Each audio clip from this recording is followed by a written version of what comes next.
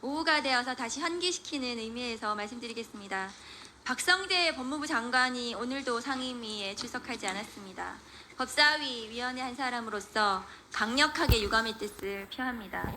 법무부는 대한민국의 법치주의와 인권, 정의를 수호하는 기관이고 부처의 수장인 장관은 대한민국의 법치, 준법, 정의, 인권을 수호하는 상징적인 존재여야 합니다. 오늘 법무부 장관은 국민의 뜻으로 선택된 헌법기관인 국회가 정당한 의결을 통해 국무위원회 출석 요구한 것을 따르지 않았습니다. 법을 수호해야 하는 장관이 법을 지키지 않은 것임을 자임한 것입니다. 지금 윤석열 정부처럼 국민의 뜻을 따르지 않는 무도한 정권의 앞잡이가 되지 않고서야 있을 수 없는 일입니다. 자신과 가족의 범죄를 가리기 위해 거부권을 남발하는 대통령을 본받고 배우는 것인지 묻고 싶습니다.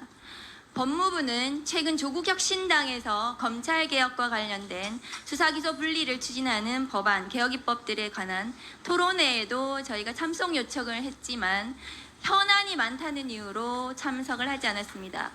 검찰청이 폐지되는 것이 가장 큰 현안이 아니겠습니까? 법무부가 지금 제대로 일을 하고 있는지 상당히 의심스럽습니다. 장관과 법무부의 공직자들은 윤석열 대통령과 여당을 위해 봉사하지 말고 국민에게 봉사하는 공무원의 자세를 갖추기 바랍니다. 감사원 사무총장님께 묻겠습니다. 네. 월성원전 조기 폐쇄와 관련해 감사 방해 등의 혐의로 기소된 산업부 공무원들이 지난달 대법원에서 최종 무죄 판결을 받은 것은 알고 계신가요? 네, 알고 있습니다. 이에 대한 감사원의 입장을 좀 물어보겠습니다. 우리 법원의 판단을 존중을 합니다. 그래서 이후로 그 판결 관련해서 저희들이 내부적으로 정비해야 될 부분을 정비를 하고 있습니다. 애초 이 수사는 감사원 감사 결과를 바탕으로 시작이 됐죠. 네, 그렇게 알고 있습니다. 당시 감사 결과를 알려주시겠습니까? 제가 이해하고 있기로는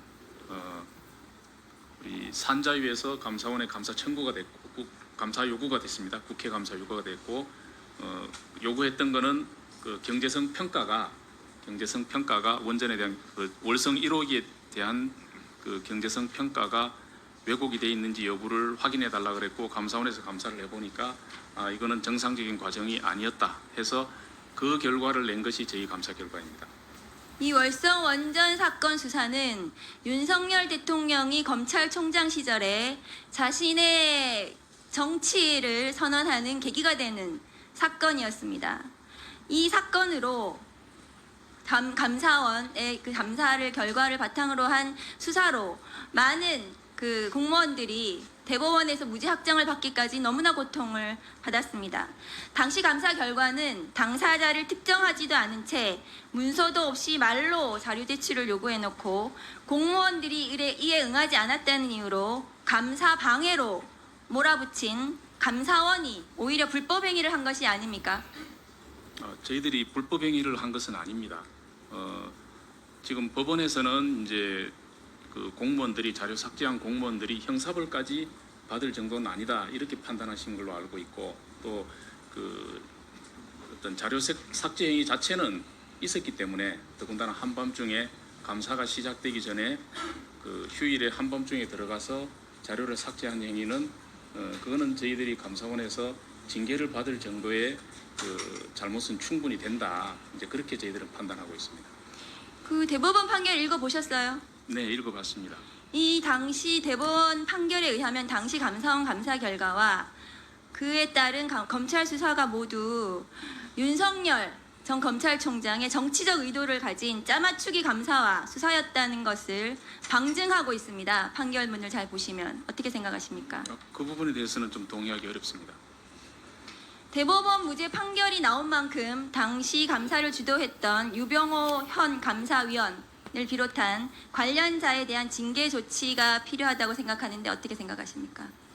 그 부분은 그 법원에서 판결이 나온 부분은 자료 삭제 행위가 이제 형사벌 대상이냐 하는 부분에 대해서만 얘기가 된 것이고 저희들은 그게 주가 아니고 애초에 그 월성 1호기에 대한 그 경제성 평가가 제대로 이루어졌느냐 하는 부분에 대해서 감사원은 그렇지 못했다는 감사 결과를 낸 것이 저희들이 거기에 대해서는 그 내용에 대해서는 아무 문제가 없었고 또 하나의 사유가 된 그 자료 삭제 행위 그 자체는 방금 말씀드렸듯이 분명히 있었던 것이고 그래서 그런 부분들에 대한 감사는 엄정하게 잘 이루어졌다 이렇게 저희들이 그 감사 내부적으로 결과에 판단하고 있습니다. 대해서는 아무런 변성이 없으시네요.